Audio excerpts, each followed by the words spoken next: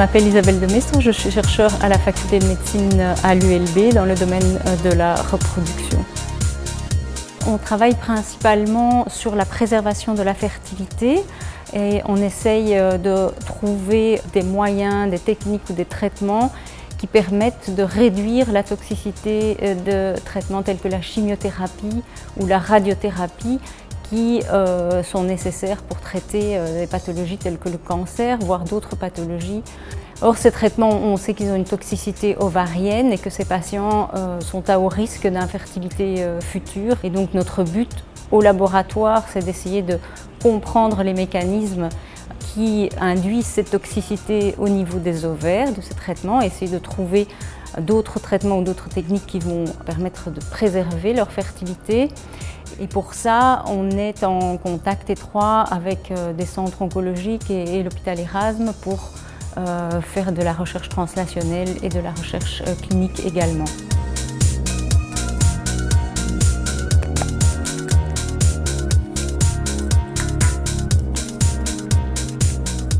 Alors une réflexion que j'entends souvent sur mon travail de recherche, alors ce sera plutôt une réflexion que j'ai beaucoup entendue lorsque j'ai commencé dans ce domaine, lorsque j'étais jeune doctorante.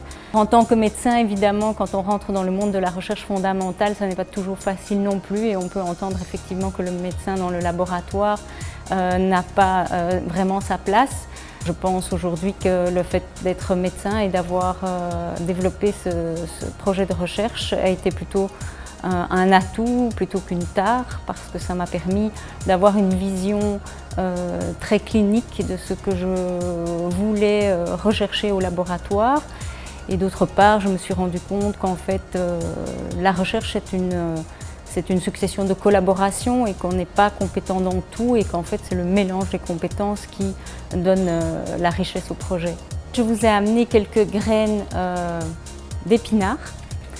C'est aussi un engrais vert et ces graines représentent pour moi la nature parce que c'est quelque chose d'extrêmement important dans ma vie. C'est une source de bien-être. Je suis consciente, et comme beaucoup d'autres, de l'effet de l'homme sur l'environnement.